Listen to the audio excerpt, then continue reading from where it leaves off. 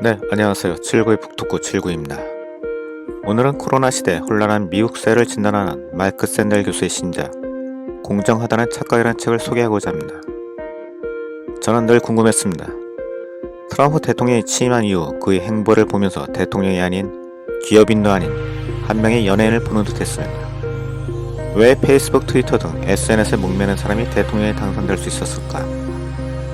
코로나 사태에서 명백히 드러난 트럼프의 실정에도 불구하고 이번 대선에서 꽤 많은 지지를 얻은 것을 보고 고개를 갸우뚱하게 합니다.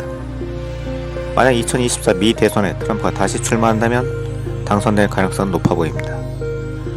미국 사회가 지금 어떤 상태이기에 왜 세계 초일국가인 미국은 민주주의 위기 시대를 맞이하고 있는가? 마이클 샌델 교수 역시 2016년 트럼프가 대통령에 당선된 것이 이 책을 쓰게 된 계기가 되었다고 합니다. 왜 백인의 노동자 계급은 트럼프를 지지했나?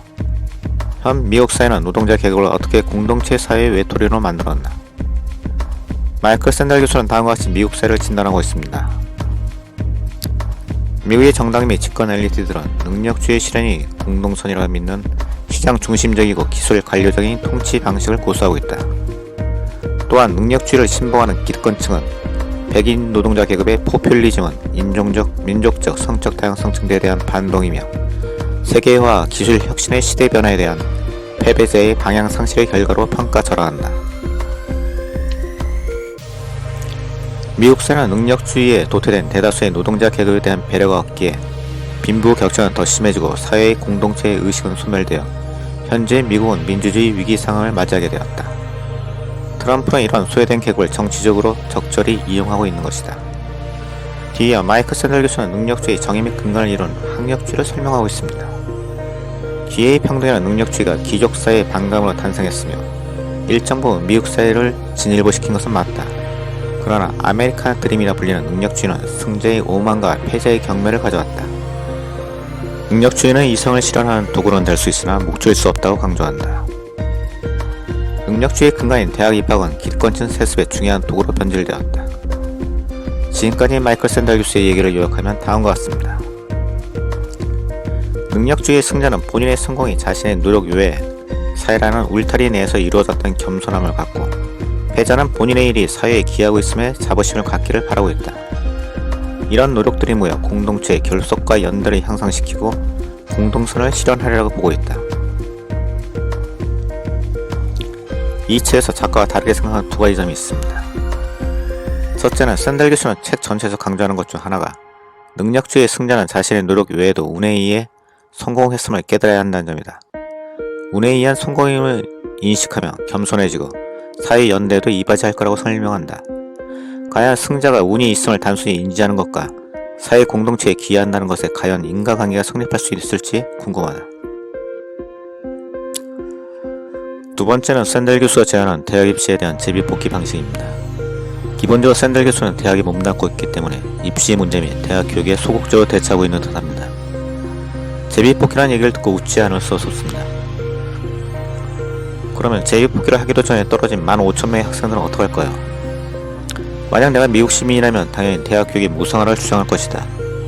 모든 공립대학의 수업료를 면제하면 당연히 사립대학의 입학 수준은 낮아지고 그에 따라 사립대학의 수업료도 당연히 낮아질 것이다. 만약 한국이라면 다음과 같이 생각할 수 있을 겁니다.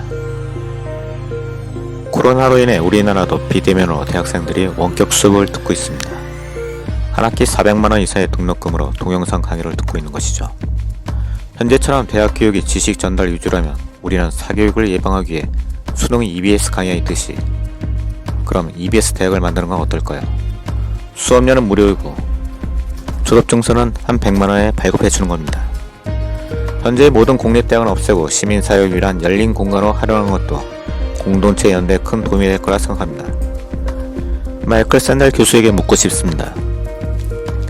미래 세대에 꼭 대학이라는 물리적 공간이 필요할까요? 끝으로 이 책의 평점은 3.5 기준에서 사회를 인식하는 신선한 태도를 주었다는데 1점 가산,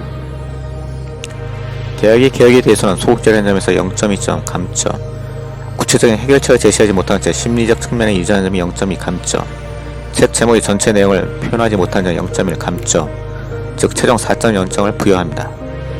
에필로그입니다.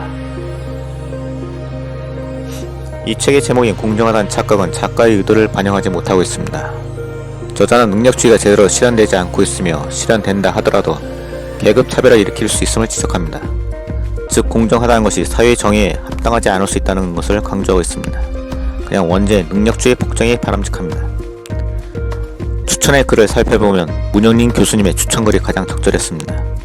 샌델이 심혈을 기울여 이야기하고 있는 부분은 실천적 측면보다는 심리적 측면이다.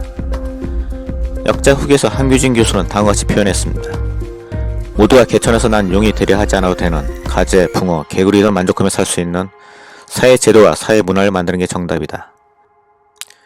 이러한 사회 제도와 사회 문화를 만드는 게 마이클 샌델 교수가 이 책을 쓴 이유일 것이다.